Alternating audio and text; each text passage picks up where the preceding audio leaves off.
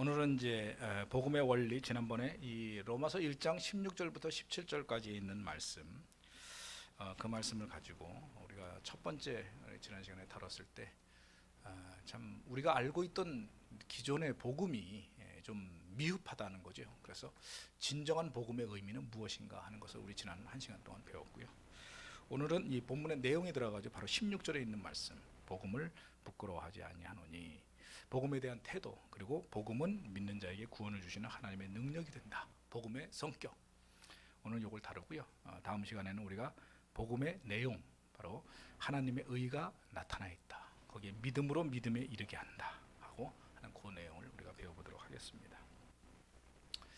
자, 다시 한번 말씀을 드릴게요. 복음은 복잡한 겁니까? 단순한 겁니까? 복음은 복잡해요? 단순해요? 사실은 복음은요 굉장히 단순합니다. 단순한데 이 단순하다고 하는 의미를 우리는 아주 쉽게 이해하면 돼요. 자, 우리가 예를 들어서 어머니라고 이름을 부르죠. 그죠? 어머니라고 하는 분은 생물학적으로 보면 나를 낳으신 분이에요. 그렇죠? 단순하죠. 근데 사실은 어머니라고 하는 이름은 그냥 나를 뱃속에서 10달 동안 품어주셨다가 낳으신 분이라고 하는 그 이상의 더 많은, 더 깊은 의미가 그 안에 담겨져 있어요.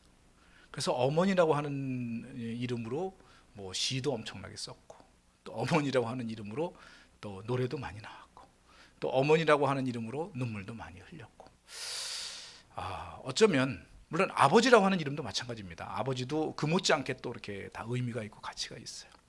그래서 사람마다 느끼는 어머니에 대한 이미지가 다 달라요. 그런 것처럼 복음도 마찬가지예요. 복음도 그냥 이유를 복음이란 뭐냐라고 얘기하면 사실 단순하게 얘기할 수는 있어요. 하나님의 말씀 안에 담겨져 있는 어떻게 보면 인류를 위한 계획, 또는 성경에 나와 있는 모든 말씀을 한마디로 요약한 것, 이것이 복음이에요. 사실은. 그래서 제가 이제 나중에 이제 복음을 이제 한마디로 딱 정리를 해드리겠지만, 실질적으로 복음이라고 하면 성경입니다, 그리고 아주 간단하게 얘기할 수도 있지만 그 안에 담겨져 있는 깊은 의미는 우리가 생각하는 것보다 훨씬 더 아주 한편으로는 좀 다양하면서도 복잡하면서도, 그러면서도 불구하고 그 꿰뚫는 어떤 중심 사상을 우리가 이해하지 않으면 안 된다는 거예요. 그래서 우리가 지난 시간에 우리가 알고 있던 복음의 단편적인 부분을 딱 제시를 하고 이게 복음 아닙니까? 라고 했는데, 사실은 그거 아닌 더 깊은 부분들이 있다는 것을 우리 지난 시간에 배웠죠. 그러니까 우리는 복음이라고 하는 것을 단순하지만 그 안에 담겨져 있는 깊이 있는 의미를 깨닫지 못하면 자꾸 겉돌 수가 있어요. 복음은 빼놓고 다른 거, 성경이 괜히 복잡하고 어떤 부분들만을 우리가 생각하면서 얘기할 수 있는 그러한 잘못된 우를 범할 수가 있다는 거예요.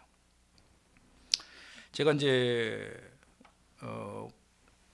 목회자로 헌신을 하고 난 다음에 제가 대학을 들어갔어요. 대학을 들어가가지고 제가 이제 기도학생이라고 하는 이제 서클이죠. 그러니까 우리 요즘 시대로 하면 동아리에 들어가는데, 그 당시 기도학생이라고 하는 동아리가 복음주의 동아리가 아니라 굉장히 사회운동을 좀 많이 하는 그런 동아리였어요. 그 당시 학생운동 막 하고 데모도 하고, 또 그러면서도 이렇게 좀 어떤 사회적인 굉장히 비판적인, 그래서 나름대로는 뭐라고 얘기를 하냐면 굉장히 우리는 참 신학적으로 현대신학, 아주 좋은 신학을 배우고 있다 해가지고 그 당시에 많은 학생들한테 이제 자극이 됐던 그런 신학자들의 이름이 복음주의 신학자들이 아닌 칼 바르트라든지, 아니면은 무슨 슐라이머 마허라든지, 아니면은 불트만이라든지 보네포라든지 이런 분들의 어떤 신학, 그 신학에 대해서 우리가 학교에서 공부를 많이 했어요. 그분들 책을 보면서 토론하고, 거기 있는 내용들이 현대의 어떤 성경을 좀 다양하게 보는 그런 방법을 제시해 준 건 맞지만, 그런데 중요한 건 뭐냐면 그 안에 담겨져 있는 진짜 예수 그리스도의 복음에 대해서는 자꾸 빠지고, 자꾸 이 성경을 다양한 각도로 보려고 하는, 그 하나님의 어떤 초월성과 내재성에 관련된 부분들, 다시 말하면 신학적인 부분들은 잘 다루고 있는데 그 안에 담겨져 있는 복음의 진리 부분에 대해서 굉장히 약했던 그런 상황들을 저는 보게 돼요. 그래서 제가 배우면서도 그 당시에 물론 어려운 내용이었지만 그걸 보면서 신학이란 게 이런 건가 라고 생각을 했는데, 나중에 제가 이제 다시 이제 방황하다가 다시 돌아와가지고, 그로부터 15년 뒤에 돌아와가지고 제가 이제 목회자로서 이제 신학대학원에 가가지고 이제 현대신학을 딱 배우고 나니까 우리가 봤던 그 학문이라고 하는 그것이 얼마나 미흡한 것인가? 우리는 깊다고 생각했는데 실제로는 깊은 게 아니라 계속 언저리만 돌고 있다라고 하는 그런 생각을, 진짜 복음에 대한 내용을 우리가 이해하지 못했구나 하는 것을 제가 깨달았습니다. 저희 학교 다닐 때에 우리 기도학생의 고문이 그 함석헌 선생이라고요. 함석헌 선생이 이제 그 당시에 고문이셨는데 그 양반이 한 말도 저는 생각이 나요. 그분은 이제 물론 뭐 기도학생의 고문이긴 했지만 실제로는 기독교인이라기보다는 좀 이렇게 좀 힌두교 쪽 그쪽 부분에도 좀 관심이 있고, 그리고 기독교인이라고 얘기하기에는 좀 무교회주의자고, 그리고 좀 다른 쪽에 이렇게 좀 관심이 많은 그런 분이었어요. 근데 이분이 그 당시에 무교회주의자였기 때문에 교회는 다니지 않았지만 그래도 적을 두고 있는 교회가 정동제일교회입니다. 여러분들 알다시피 정동제일교회는 그래도 우리나라에서 제일 오래된 교회니까 정동제일교회에 적을 두고 있다가 우리들하고 같이 이렇게 대화를 하면서 이렇게 좋은 얘기도 많이 해줬는데, 많은 얘기를 해주다가 결론적으로 한 얘기가 뭐냐면, 내가 가끔가다 하나님 이제 막 이런저런 이제 신학적인 내용들을 가지고 막 고민하다가 어떤 때는 그냥 교회 가고 싶더라는 거예요. 그래서 정동제일교회 딱 갔더니 뭐 오래간만에 이제 왔으니까 사람들이 막 반갑게 맞이해주기도 하고, 그러면서 목사님 말씀을 쭉 들었는데 그 말씀을 듣는데 너무 은혜가 되더라는 거예요. 그런 참 목사님 말씀이 굉장히 단순하고 간단하고 그냥 예수님 얘기만 하는데 그 얘기를 들으니까 너무나 감동이 돼요. 내가 신학적으로 많이 고민하고 힘들어하고 막 이랬던 거하고는 비교도 되지 않을 정도로 예수님에 대한 얘기 한마디 딱 듣고 나니까 가슴에 감동이 되고, 야, 그래, 그냥 예수님이 답이지. 예수님이 답이지. 하나님 말씀이 전부지. 내가 그냥 이걸 가지고 뭐 이리저리 복잡하게 생각할 필요가 하나도 없었어 라고 하면서, 내가 마음이 힘들고 지칠 때면 그래도 교회 가가지고 하나님 말씀 들으니까 그걸로 다 해결되더라 라고 하면서, 여러분들 저희들한테 이제 우리 이제 신학생들 그 당시에는 이제 저희들 이제 기도학생, 교회는 빠지지 말아라.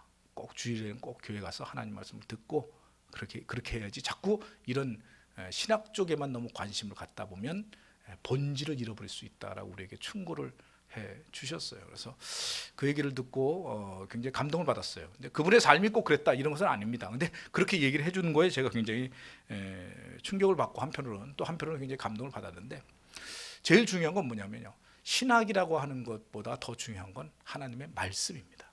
그러니까 이 하나님의 말씀을 자꾸 해석하려고 하다 보면, 신학적으로 해석하려고 하다 보면 말씀이 변질될 수가 있어요. 그리고 하나님의 말씀을 해석하는 거에도요, 복음이라고 하는 것이 굉장히 중요한데, 복음이라고 하는 것은 한마디로 얘기하면 뭐냐면 하나님의 말씀 전반적인, 그러니까 창세기서부터 요한계시록에 나와 있는 하나님 말씀을 진짜 엑기스만 요약한 것이 복음이에요. 그러니까 복음에는요, 창세기부터 계시록까지 다 들어가 있어요. 그러니까 많은 분들이 복음은 뭐 마태복음에서 요한복음까지 뭐 로마서까지 뭐 그것만 복음 아닙니까? 절대 아닙니다. 구약 성경 전체, 신약 성경 전체, 요한계시록까지 모든 게 다 복음이에요. 그래서 복음은 처음부터 끝까지 복음이고요. 또 그 내용을, 중요한 건 뭐냐면, 그렇다고 해서 창세기 뭐 3장 뭐 어디 해석해 놓고 자 이게 복음입니까? 그게 아니고 해석이 중요한 거예요. 그 해석이 하나님의 말씀과 거기에 있는 복음의 핵심과 일치할 때 이것이 진정한 복음이다라고 하는 것을 기억해야 될 줄로 믿습니다. 자, 우리가 지난 시간에 잘못 이해하고 있는 복음에 대해서 얘기를 했어요. 잘못 이해하고 있는 복음, 일반적으로 알려져 있는 복음은 뭐냐면 하나님의 아들 예수 그리스도의 십자가 대속으로 말미암아 이를 믿는 모든 자에게 구원을 주신다고 하는 하나님의 약속, 이것이 복음이다. 우리가 알고 있죠. 자, 그럼 이게 틀렸다 이게 아니고요, 이것이 전부가 아니라는 거예요. 근데 이 안에는 더 우리가 알아야 될 게, 여기 보면 하나님의 아들 예수 그리스도, 근데 예수 그리스도는 우리가 중심 주제지만 하나님에 대해서는 좀 무시하는 그런 경향이 있다는 거죠. 십자가 대속은 얘기했지만 십자가 말고 부활에 대해서는 별로 설명하고 있지 않아요. 그 다음에 믿는 자에게 구원을 주신다고 얘기했지만 믿는 자에게 주시는 그 구원이 하나님의 은혜라고 하는 것을 우리가 너무나 모르고 있어요. 그 다음에 구원만의 문제가 아니라 우리가 삶을 살면서 세상 끝날에 하나님이 우리를 부르시는 그 장면까지도 우리가 잘 몰라요. 그러니까 이 복음이라고 하는 것은 처음부터 끝까지 모든 것이 다 포함되어 있어야 진정한 복음이에요. 근데 어느 한쪽만 강조를 하다 보면 나머지 쪽이 무시돼요. 무시되는 것은 성경적인 원리가 아니에요. 성경에 있는 모든 말씀은 다 일맥상통되고 다 가치 있고 의미 있는 말씀이라고 하는 것을 우리는 이해해야 될 줄로 믿습니다. 물론 성경의 주제가 예수 그리스도인 것처럼 복음의 주제는 예수 그리스도입니다. 자, 복음의 주제는 뭐라고요? 예수 그리스도. 근데 그 예수 그리스도가 누구냐? 하나님께서 보내신이에요. 그리고 하나님의 아들이며 하나님의 본체예요. 그래서 예수 그리스도가 뭐라고 얘기를 했냐면, 자, 성경이 나에 대해서 증거하고 있다. 모든 성경이 나에 대해서 증거하고 있다. 거기서 말하는 모든 성경은 어떤 성경입니까? 구약 성경이에요. 그러면 구약 성경 전체에 있는 주제에 복음이 있다 없다? 있다. 있다가 아니라 구약 성경 전체가 다 복음이다. 누구에 대한 복음? 예수 그리스도에 대한 복음이다. 그러면 예수님에 대해서 신약 성경은 말할 것도 없이 처음부터 끝까지 예수님에 대해서 얘기하고 있잖아요. 그럼 요한계시록은 누가 오실 걸 가지고 예언하는 거예요? 예수님이 오시고. 그러니까 구약 성경 전체, 신약 성경 전체가 모두가 다 예수님이 주제가 됐다. 그러니까 복음의 주제는 누구냐? 예수 그리스도고요. 예수 그리스도는 어디서 나온 것이냐? 하나님의 사랑으로 인해 가지고 우리 인류를 구원하기 위해 하나님이 보내신 해결 방법이 예수 그리스도.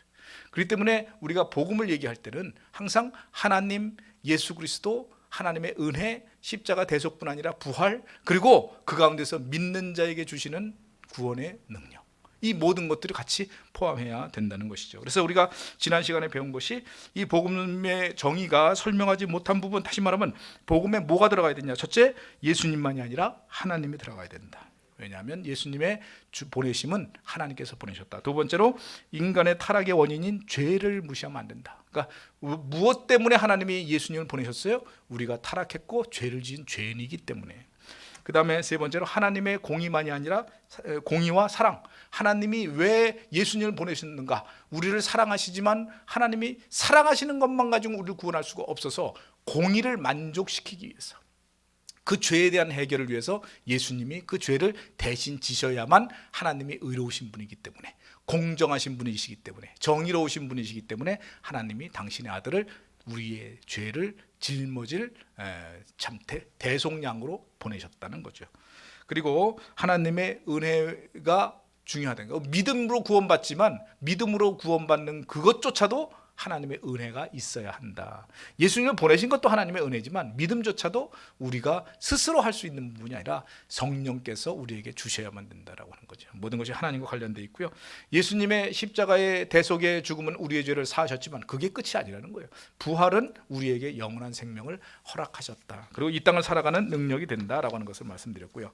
그 다음에 이 땅에서의 성도의 삶을 무시한 천국만 바라보는 복음이 아니라 이 땅에서의 성도의 삶, 이거 굉장히 중요합니다. 그래서 여러분들, 그 예수님께서 이 땅에 오셔서 산상수훈에 대한 얘기를 하셨죠.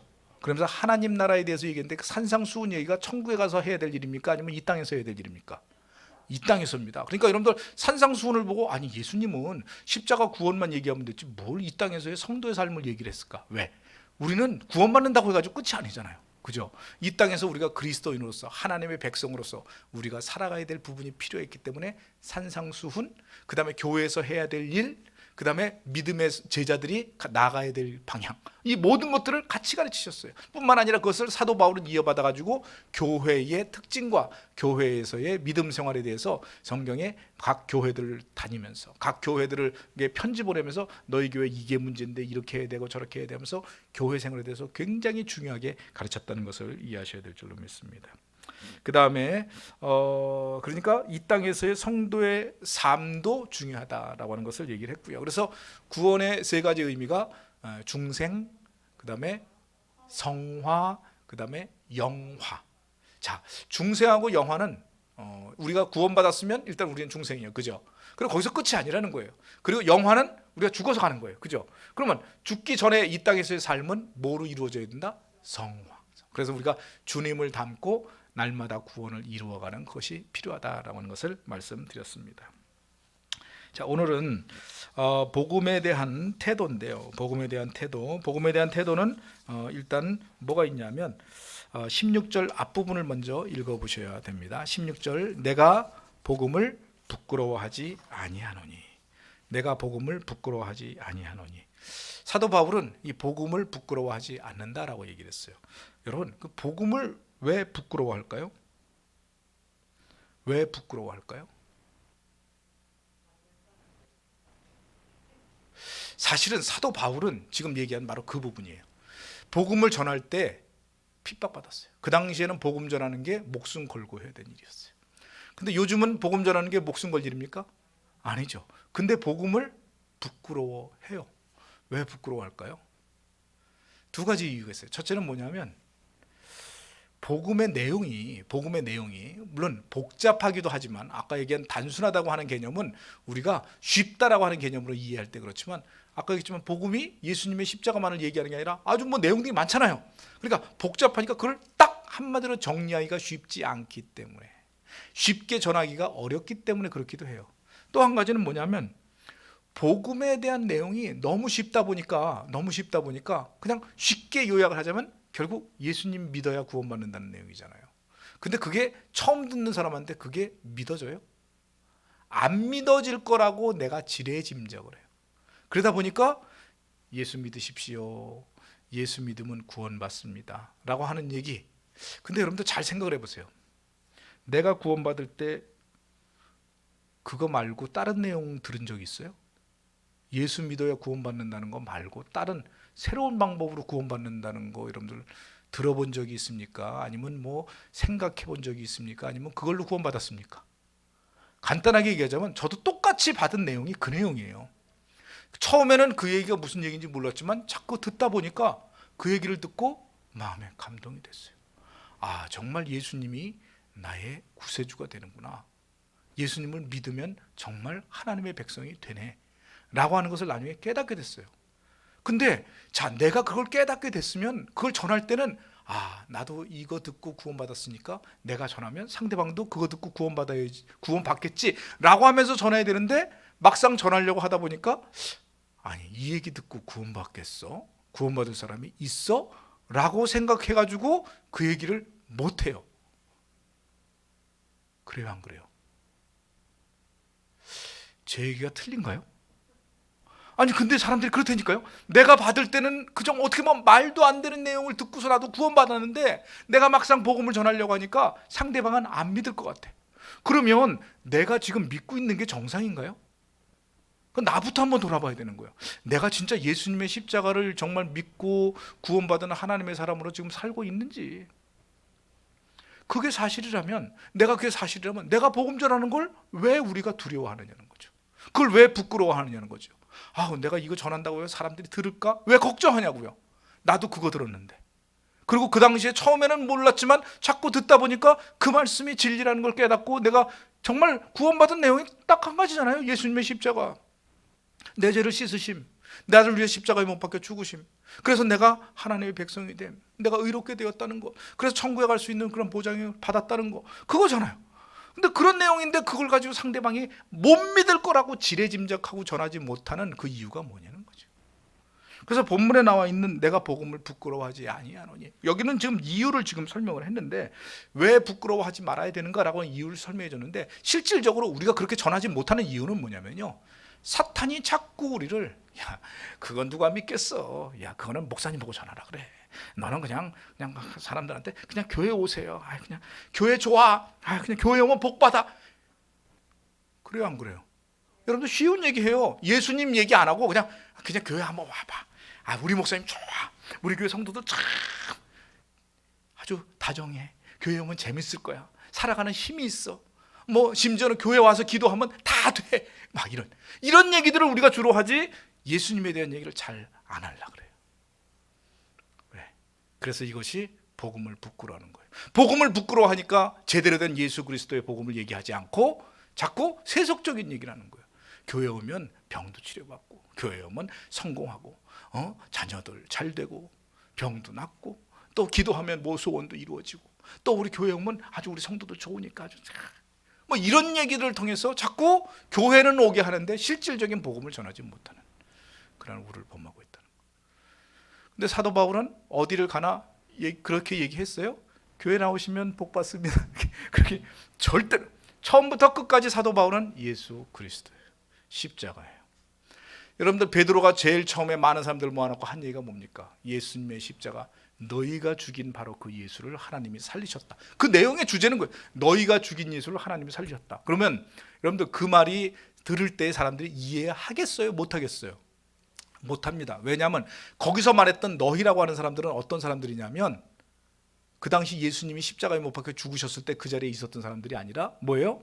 저 이방 나라에서, 먼 다른 나라에서 지금 오순절날 예배드리기 위해서 멀리서 와가지고 예배드리러 모인 사람들이에요. 그 사람들은 예수님에 대해서 듣지도 못한 사람들이에요. 한마디로 예수님을 잘 알지도 못해. 소문은 들었을지 모르지만, 그러니까 그 사람이 뭐 예수님을 십자가에 못 박은 사람들이 아닙니다.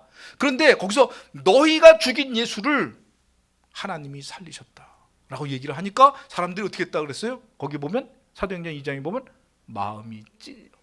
그래서 그럼 우리가 어찌할꼬? 아니 지들이 죽이지도 않아놓고 너희가 죽인 예수를 하니까 마음이 찔려가지고 그럼 우리가 어찌할꼬? 그렇게 하니까 너희가 회개하고 죄사함을 받고 어떻게 해요? 침례를 받으라. 여러분 그 말씀을 통해서 보면은 복음이라고 하는 거는요, 우리가 입술을 열어가지고 증거하면 준비된 자는 다 그 말을 듣고 구원받을 수 있는 하나님의 능력이 되는 것이 복음인 줄 믿으시기 바랍니다. 그래서 우리는 그걸 전해야 돼요. 근데 괜히 그냥 교회 한번 나와봐, 그냥 쿡쿡쿡 옆구리 찔러가지고 교회 나와봐. 마치 그 장사치들이 이렇게 한번 슬쩍 와봐.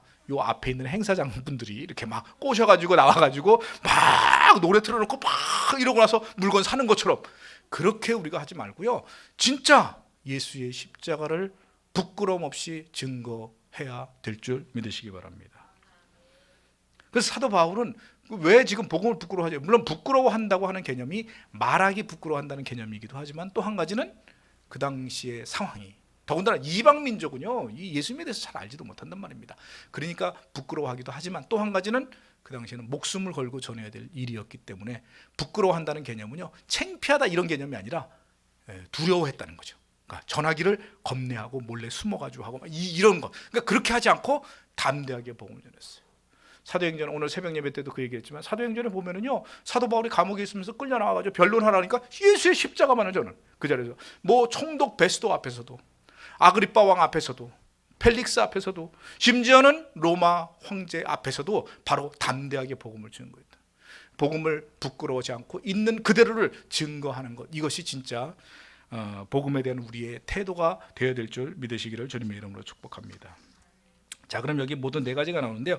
복음을 부끄러워하지 말아야 되는 이유. 첫째, 복음 우리에게 구원을 주신 가장 소중한 선물이기 때문에. 자, 우리에게 구원이라는 가장 소중한 선물을 주신 근거가 바로 복음이기 때문이라는 거죠.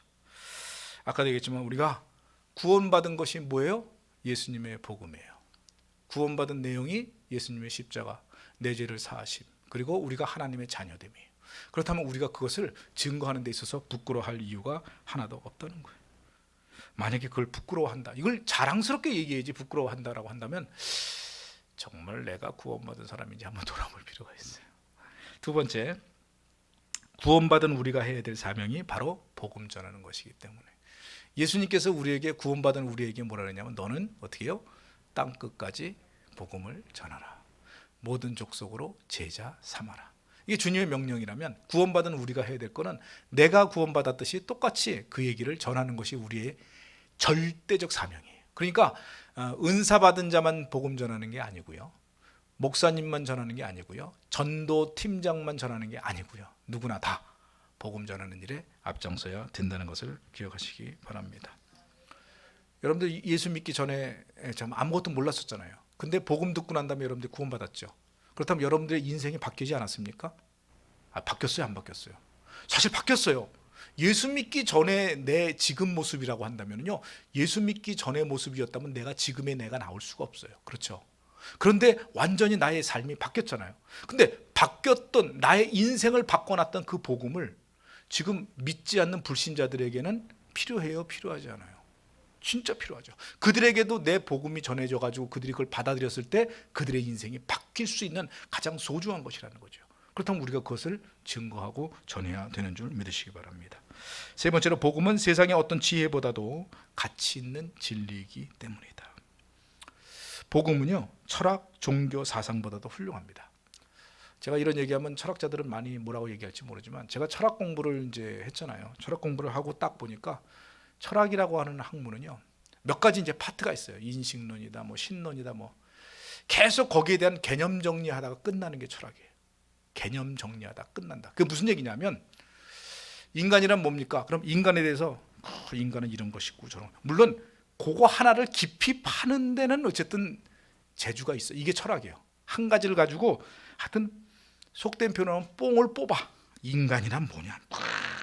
그래서 그걸 옛날 철학자부터 지금까지 계속해서 인간이란 뭐냐, 인간론, 신이란 뭐냐, 신이 과연 존재하느냐, 신은 어떤 영역에 있느냐, 그 다음에 인간의 지식이란 뭐냐, 지식에 대한 내용들, 뭐 이 세상은 뭐냐. 하여튼 그걸 가지고 뽕은 뽑지만 중요한 건 뭐냐면 결론이 없어요. 결론이 없어. 철학에는 절대로 결론이 없습니다. 그래서 철학은 공부하는 게 아니고요, 철학은 철학을 하는 거예요. 철학한다는 게 뭐냐면 어떤 주제를 가지고 막 열심히 고민해가지고 내 나름대로의 원리를 딱 제시하면 내가 철학자가 되는 거예요. 철학 30년 40년에도 그거 하나 만들어내지 못해요. 진짜 굉장히 중요합니다. 이 얘기는 뭐냐면 불교에서 여러분들 도를 깨닫는 거 있죠. 도를 깨닫기 위해서 얼마나 많은 수고를 합니까? 어떤 사람은 무건수행, 말 한마디도 안 하고, 어떤 사람은 한거 동한거 해가지고 동굴 속에 들어가지고 제대로 밥도 먹지 않고 그렇게 해도 끝까지 못 깨닫는 사람이 있어요. 근데 깨닫는 사람이 있긴 해요. 깨닫는 사람이. 근데 그게 진리인지 아닌지는 몰라. 근데 그건 깨닫는 건 그 사람만 깨닫는 도예요. 옆에 있는 사람은 그거 깨달을 수 있어요, 없어요? 없죠. 설명해도 몰라. 그리고 그건 자기 도가 아니야.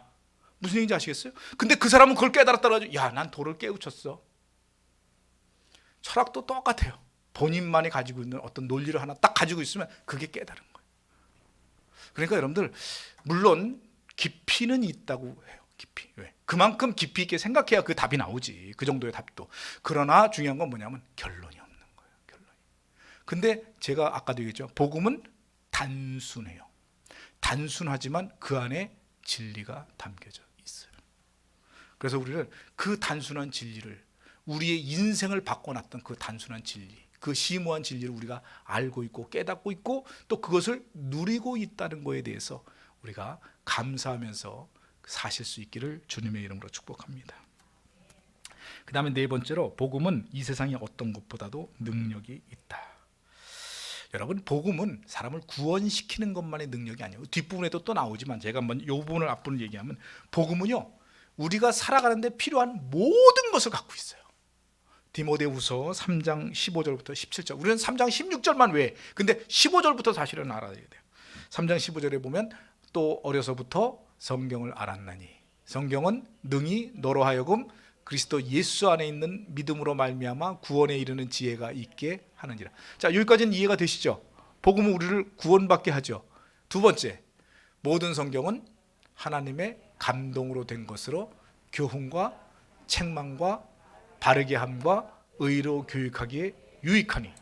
자, 성경은 뭐예요? 우리에게 삶의 지혜를 주죠. 그죠? 그 다음에 17절은 뭐예요?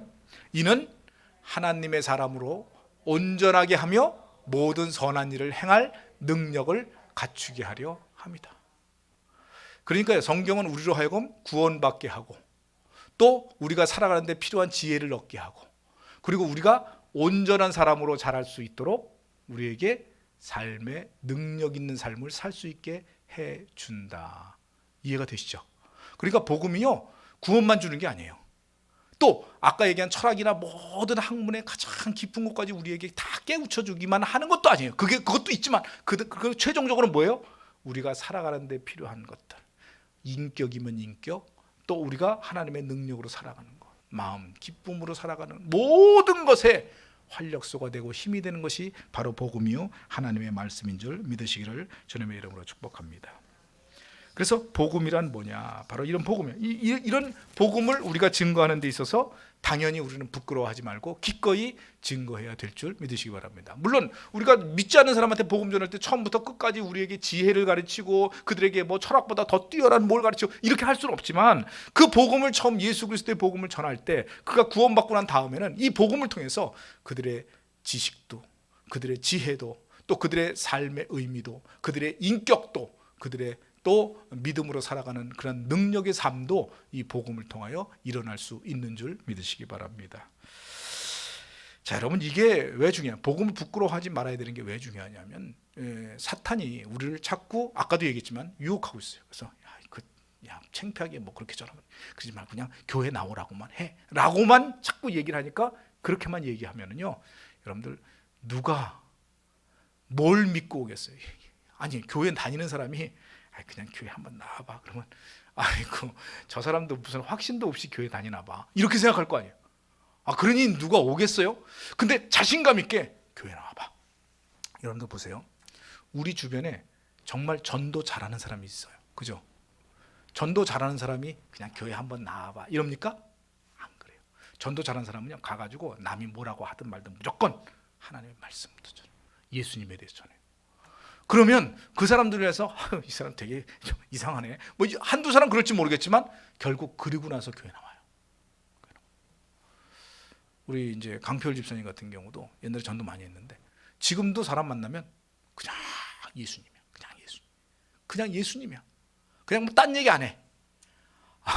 그러다 보니까 오히려 그것이 전도가 돼. 근데 슬금슬금 그냥 교회 한번 나와. 그냥 이렇게 하는 것보다 그것이 훨씬 더 전도하는 데 더 효율적이라는 것을 기억해야 될 줄로 믿습니다. 여러분들, 엉터리 복음을 전하는 사람들도요, 부끄러워하지 않아요. 가지고 막 이단들 보세요. 이단들 자기네들 전하는 거 부끄러워합니까? 그들도요, 가가지고 믿는 사람들만 골라가지고 막 공격을 하는데요, 그들 참 열심히 해요. 진짜 열심히 해요. 예전에 이제 저쪽 교회 있을 때, 저희가 이제 저쪽 교회 있을 때, 거기에 뭐 광야에서 외치는 자의 소리라고 하는 아주 특이한 그러한 이들이 있었어요. 그들은 뭐 좀 뭐라 그럴까요? 이제 제가 아까 이제 대학교 처음에 다닐 때 막 이렇게 방황했던 그러한 시절에 교회에 대해서 굉장히 비판적이었는데, 그 사람들도 교회에 대해서 되게 비판적이에요. 그래서 그들을 뭐라고 규정하기는 되게 어렵지만, 한마디로 얘기하면 아마 이제 극단적인 어떤 그 뭐랄까요, 금욕주의자나 아니면 극단적인 사회복음주의자들이에요. 그래서 교회가 사회의 역할을 하지 못하고 어떤 뭐 이렇게 세속적으로 흐른다 해가지고 거기에 대해서 비판하는 사람들이에요. 근데 그 사람들이 지나다니면서 각 교회들마다 찾아다니면서 뭐 쪽지도 붙이고 막 이래요. 가지고 막 안 좋은 내용도 막 보내고. 근데 어느 날 제가 교회에서 나오는데 저를 붙더니, 목사님이십니까? 그러는 거예요. 당당하게. 그래서 네. 그랬더니 저는 뭐 광야에서 외치는 자의 소리에서 나온 뭐 어쩌고 복음 전도자라는 식으로 막 얘기를 해요. 근데요, 목사님, 교회는 어떻게 운영하십니까? 그걸 왜 물어보냐고. 그래서 얘기를 했더니, 요즘 교회가 잘못돼 가고 있는 거 아십니까? 그러면서 교회가 참다운 복음을 전하지 못하고 잘못된 길로 가고 있고, 교회가 세속적으로 막 그러면서 얘기를 하는 거예요, 한참을. 그래서 내가 뭐 지금 내가 바쁘니까 나중에 얘기합시다 그랬더니, 목사님, 그래 잘못되고 이게 썩은 교회 만들지 말고 막 이러면서 막 목회 그렇게 하면 안 돼요 막 이러면서 그냥 가는 거야. 그 사람이 내 목회하는 거 봤나? 여러분들, 그러니까 자기 나름대로의 어떤 그 요즘 교회가 잘못되고 있다라고 하는 것에 대한 그 마인드를 가지고 있는 거예요. 물론 요즘 교회들이 사실은 반성해야 될 부분들도 분명히 있어요. 그러나 그들한테 얘기 들을 정도는 아니에요. 근데 이 참다운 복음이라고 하는 것을 그들은 사회복음주의로 이렇게 생각을 하고 있는 거예요. 그래서 오늘날의 교회가 사회에 대해서, 특히 뭐 어렵고 소외되고 이런 자들에 대해서 관심 두지 않고 있다. 교회에서 부만 자꾸 이렇게 하려고 하고 있다. 뭐 이런 식으로 이제 생각을 하고 그거 가지고 이제 막 비판을 하는 거예요. 어떻게 보면 이것도 아까 이제 처음에 얘기했듯이 복음에 대한 일부분만을 강조한 그런 모임들이에요. 그런데 중요한 건 뭐냐면, 그런 사람들도 그 복음에 대해서 확신을 가지고 뭐 목사님이고 뭐 할 것 없이 팍 그렇게 나오는데, 우리가 너무 믿지 않는 자들에게, 복음을 모르는 자들에게 너무 그들을 두려워하고 조심성 있게만 다루는 것이 아닌가.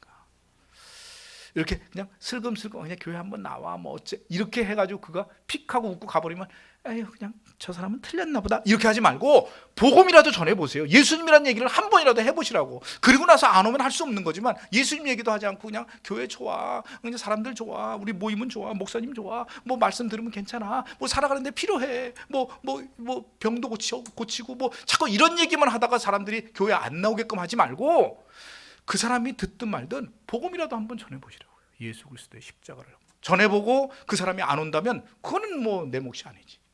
근데 그것도 안 해보고 자꾸 겉돌다가 끝나버리면 이거는 정말 복음을 부끄러워하는 태도이라고 하는 것을 기억하시기 바랍니다. 사도 바울은 그래서 복음을 부끄러워하지 않아요. 그 당시에는 복음 전하는 게 거의 목숨 걸고 해야 되는 일이었어요. 그런데도 불구하고 그는 그것을 극복하고 어떤 환경 속에서도 복음 전하는 걸 부끄러워하지 않았다는 사실을 기억하시기 바랍니다. 오늘날에는요 끌려가진 않잖아요. 여러분들 뭐 제가 이슬람 교도들 있는 앞에서 거기서 복음 전하라고 하지 않잖아요. 물론 여러분들 그 이슬람 교도들 있는 그 나라 가지고 복음 전하다가 잘못하다 끌려갑니다. 그냥 끌려가는 게 아니라 돌로 맞아 죽고요, 불에 태워 죽고요, 죽을 수 있어요. 그 나라에선. 근데 우리나라에서는 누가 그래요? 우리나라 같이 복음 전하기 쉬운 데가 있어요. 그러니까 우리는 정말 기꺼이 즐거운 마음으로 복음을 전해야 될 줄로 믿습니다.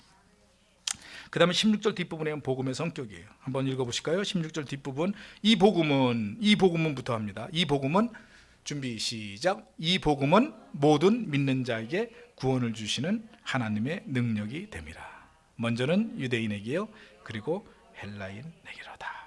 여기 세 가지 중요한 단어가 나와요. 첫째로 복음이 뭐냐? 믿는 자에게 구원을 준다. 두 번째는 뭐냐 하면 하나님의 능력이 된다. 세 번째는 모든 자에게, 유대인과 헬라인이라는 얘기는 모든 자에게 주신다. 자, 첫 번째 여기 보면 복음은 구원을 주는 능력이 된다. 디모데후서 3장 15절 아까 우리가 읽었지만 거기 보면 어려서부터 성경을 알았나니 성경은 능히 너로 하여금 그리스도 예수 안에 있는 믿음으로 말미암아 뭐예요? 구원에 이르는 지혜가 있게 한다. 그래서 복음은 우리에게 구원을 줍니다. 믿습니까? 자, 근데 이 구원이라고 하는 개념은요 다양한 의미가 있어요. 영혼만 구원하는 것은 아닙니다. 그럼에도 불구하고 우리는 이 세 가지 속에 들어가 있는 내용들이 다 복음하고 연관이 있어요. 첫 번째 복음의 의미는 죄로부터의 용서예요. 구원은요, 구원의 첫 번째 의미는 죄로부터의 용서를 구원이라고 얘기를 합니다. 죄에 된 몸이 해방되는 것. 자, 여러분들 우리가 구원받았다라고 할 때는 구원의 그 순서에 보면은요 먼저 뭐가 필요하냐면 회개가 필요해요. 회개. 그죠? 아, 그래요 안 그래요? 여러분 믿음 이전에 선행되는 것이 회개예요. 회개라고 하는 것은 그보다 먼저 선행되는 게 뭐냐면 죄인됨의 깨달음이에요. 자, 이해가 되시죠? 그러니까 여러분들 제가 이제 지난 시간에 주일 예배 때 했던 것처럼 귀신도 예수님을 알았고 예수님이 구원을 주시는 능력도 되는 것도 알았지만 그들이 구원받지 못했던 것에 대한 여러 가지가 있는데 그 중에 하나가 뭐냐면 그들은 본인이 죄 지은 걸 몰라요. 죄인됨을 모르는 거예요. 중요한 건 뭐냐면 우리 인간이 예수님을 우리의 삶의 주인으로 모시기 위해서 첫 번째 조건은 뭐냐면 내가 죽을 몸이었다는 거예요. 그게 뭐예요? 죄로 인해서 죽을 존재였다고 하는데 그 문제를 내가 해결할 수 없는데 오직 예수님이 그 문제를 해결해주고 나의 죄의 사슬을 끊어주셨기 때문에 나는 이제 살아있는 몸이 됐어요. 생명의 은인이신 그분께 모든 걸 맡기고 그분을 나의 삶의 주인으로 모시고 그분이 말씀하시는 대로 이 땅 가운데서 내가 최선을 다해서 살겠습니다 라고 하는 고백이 될 때 그것이 진짜 뭐예요? 구원이에요. 지난주 설교 그 내용 맞죠? 그겁니다. 그러니까 주님을 나의 생명의 구세주인 그분을 나의 삶의 주인으로 모시고 살겠습니다 라고 하는 고백이 진짜 믿음이고 그게 구원받는 믿음이에요. 그러면 본문도 마찬가지예요. 여기서 보면 복음이 구원을 준다라고 할 때 그 구원이 첫째 내가 죄라고 하는 그 죄를 해결해 준다는 거예요. 그래서 여러분들 죄로부터의 용서가 첫 번째 구원의 의미가 그 안에 담겨져 있어요. 마가복음 2장 3절부터 12절까지 보면 중풍병자를 고치실 때 예수님께서 내가 너를 구원하였다. 예수님께서 구원이라고 하는 표현을 썼는데 그 구원이라고 하는 표현은 뭐냐 하면 죄를 사해 주셨다라고 그래요. 죄를 사해 주셨다. 누가복음 13장부터 16절에 보면은요. 거기 18해 동안 사탄에게 매임받은 이 아브라함의 딸을 안식일에 이 매임에서 푸는 것이 합당하지 아니하냐. 자 보세요. 거기에 보면 안식일에 18해 된 그 여인을 고쳐줍니다. 질병을 고쳐줘요. 그러니까 안식일에 병 고쳤다고 얘기하니까 예수님께서 뭐라 하냐면 아니 18년 동안이나 고생하면서 이렇게 살던 사람을 내가 안식일에 고치든 다음날 고치든 뭐냐 급하니까 고쳐준 거 아니냐 이게 문제가 되냐 지금 그 얘기를 하는 거예요. 그러면서 여기서 구원이라고 하는 표현을 뭐냐면 죄의 사슬에서 풀어줬다. 여기서는 질병 고친 거를 죄의 원인을 보고 지금 얘기를 하고 있는 거예요.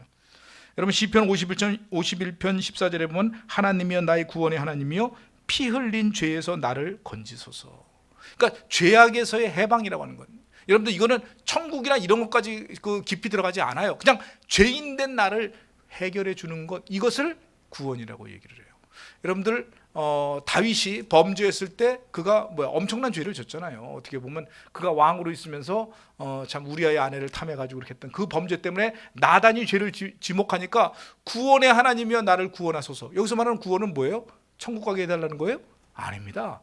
그 죄에서 나를 깨끗이 해달라는 거예요. 그걸 용서해달라는 거예요. 그래서 여기서 말하는 구원의 의미는 죄 용서가 첫 번째예요. 시편 130편 8절에도 보면 그가 이스라엘의 모든 죄악에서 속량하시로다. 이 속량이라고 하는 표현이 바로 구원이에요. 구원이라고 하는 표현이 죄 용서. 두 번째는 구원이 또 뭐냐? 육체 구원으로도 사용돼요. 육체 구원은 질병의 치료입니다. 야고보서 5장 15절에 보면 믿음의 기도는 병든 자를 뭐라고요? 구원하리니. 여기서 말하는 구원은 뭐예요? 치료한다는 얘기예요.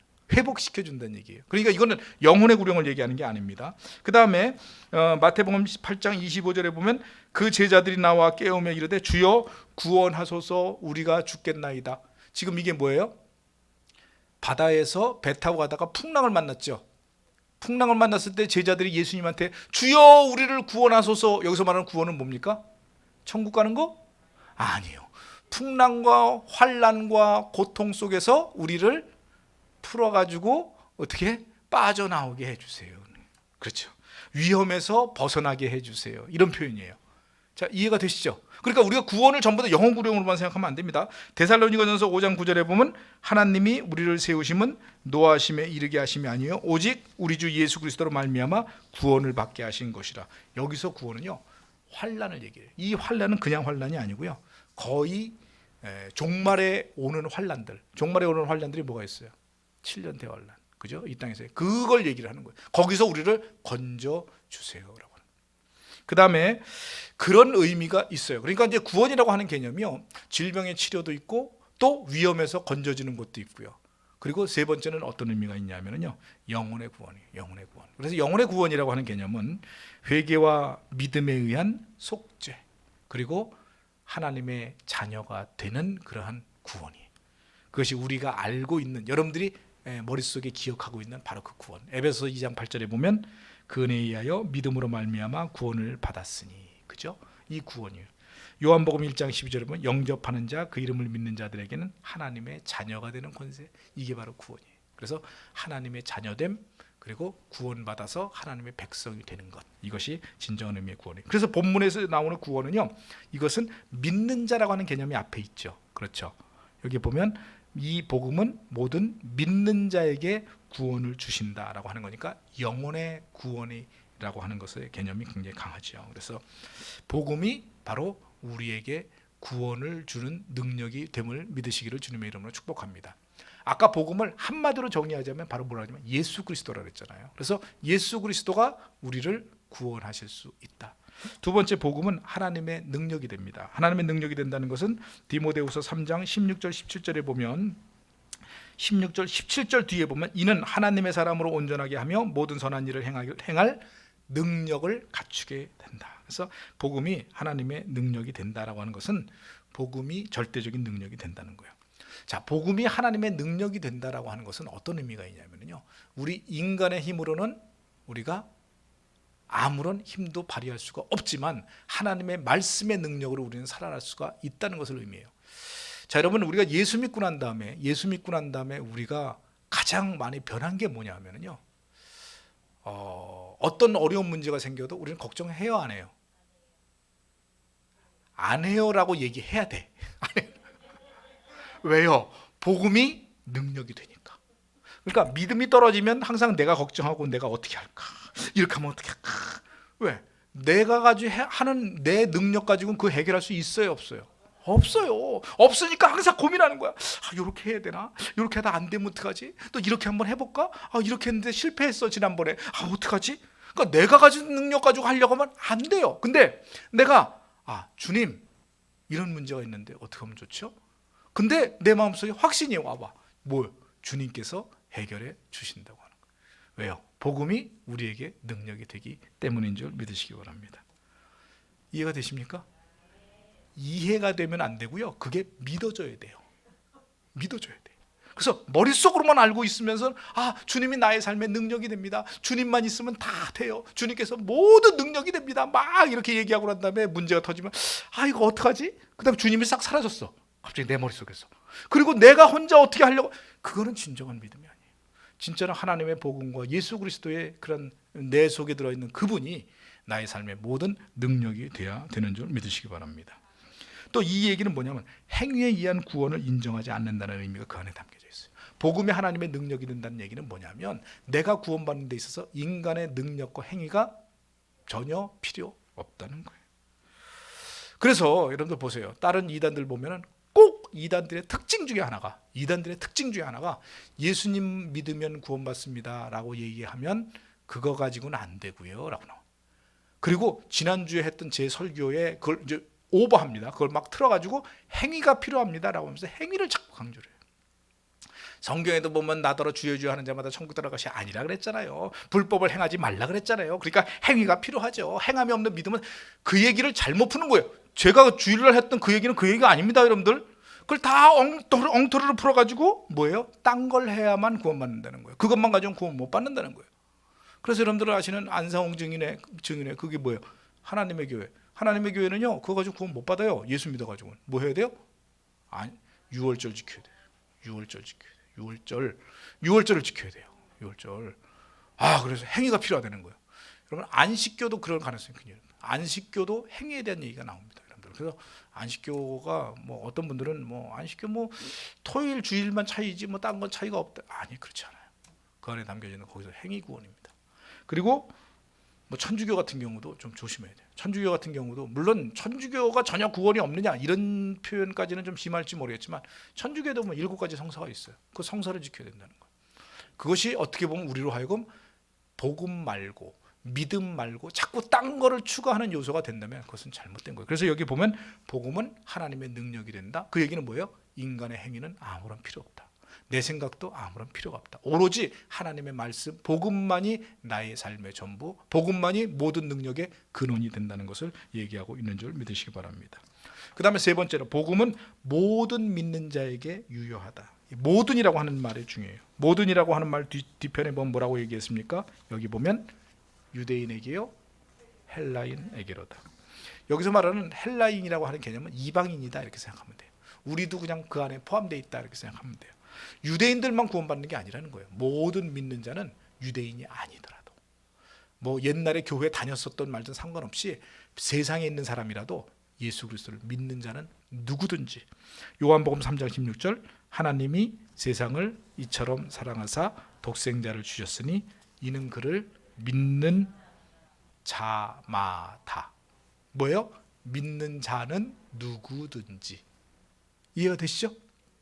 그럼 반대로 믿지 않는 자는 누구라도 뭐예요? 멸망한다. 구원받지 못한다는 거예요. 그래서 요한복음 3장 18절에는 뭐라고 나와 있습니까? 그를 믿는 자는 심판을 받지 아니하는 것이요. 또 믿지 아니하는 자는 하나님의 독생자의 이름을 믿지 아니함으로 벌써 심판을 받은 것이라. 그렇죠. 그러니까 여기서 중요한 것은 유대인이냐 헬라인이냐가 중요해요? 아니요. 믿느냐 믿지 않느냐.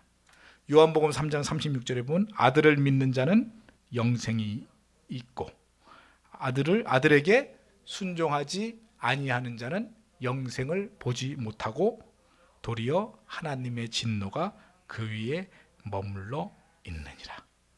요한복음 16장 9절에 보면 죄에 대하여라 함은 그들이 나를 믿지 아니하며. 이해가 되시죠? 그러니까 결국은 뭐예요? 오로지 믿는 자는 누구나 구원받지만 믿지 않는 자는 아무리 지가 잘나고 아무리 똑똑하고 아무리 돈 많고 아무리 열심히 살아도 구원받지 못한다는 말씀이에요. 그래서 여기서 말하는 모든 믿는 자, 여기는 인간의 행위 필요해요? 필요하지 않아요? 없어요. 인간의 어떤 율법에 대한 어떤 행위가 필요하지 않고 인간의 학문, 인간의 배경, 인간의 돈, 인간의 권력 아무 소용없이 오로지 믿는 자에게 주시는 하나님의 능력. 그래서 모든 자에게 기회가 있는 줄 믿으시기를 주님의 이름으로 축복합니다. 그래서 여러분들 죽기 직전의 사람들한테 우리가 가가지고 복음 전하는 이유가 있어요. 왜? 그때라도 믿기만 하면 구원받을 수 있기 때문에. 예수님 옆에 있는 강도가 정말 아무것도 몰랐어요. 그 전까지는 정말 세상 강도니까 오죽했겠어요. 그리고 살았다가 예수님을 보고 그 마음속에 믿음이 들어왔어요. 그래서 뭐라고 얘기했습니까? 주여. 주여가 중요한 게 아니에요. 뭐요? 오늘 밤 당신의 나라에 가기 전에 나를 기억하소서. 그냥 기억하소서. 그게 믿음의 표현이었다는 거예요. 그러니까 예수님은 그 말이 믿는다고 하는 것을 알았던 거예요. 오늘 내가 나와 함께 낙원에 있으리라. 그래서 우리는 죽기 직전이라도요, 어떻게 보면 어설픈 복음이라도 전해야 돼요. 예수 그리스도를 믿을 수 있는 가능성이 있기 때문에 우리는 죽기 직전에도 그걸 증거해야 될 줄 믿으시기를 주님의 이름으로 축복합니다. 그래서 여러분들 여기서 말하는 유대인과 헬라인이라고 하는 개념은 모든 사람들이에요. 물론 유대인과 헬라인에 대한 복잡한 내용들에 대한 이야기는 우리가 뒤에 또 나오니까 그렇게 한다고 하더라도, 그래서 우리는 이 말씀 속에서 담겨져 있는 그 깊은 의미, 바로 복음에 대한 태도는 어떻게 되느냐. 우리는 복음을 부끄러워하면 안 된다. 왜? 우리가 복음 전하는 것, 그것은 우리가 복음을 듣고 구원받은 하나님의 사람이라고 한다면, 우리가 그것 때문에 구원받아가지고 우리의 인생이 바뀌었다고 한다면 그걸 증거하는 걸 부끄러워하지 말고 담대하게 예수 그리스도의 십자가 복음을 전해야 될 줄 믿으시기 바랍니다. 두 번째로, 복음은 어떤 성격이 있느냐. 첫째는 복음은 구원을 주시고요. 또 복음은 또 뭐라고요? 하나님의 능력이 되고요. 세 번째는 복음은 모든 사람을 구원할 수 있는 능력이 있다 라고 하는, 모든 사람에게 적용된다라고 하는 이 세 가지 성격을 우리가 기억하시고, 그렇다면 우리는 어떻게 해요? 복음을 증거하는 일에 더군다나 더 부끄러워하지 말고 기꺼이 복음을 전하실 수 있는 저와 여러분들 되시기를 주님의 이름으로 축복합니다. 기도하십니다. 은혜로우신 하나님 감사합니다.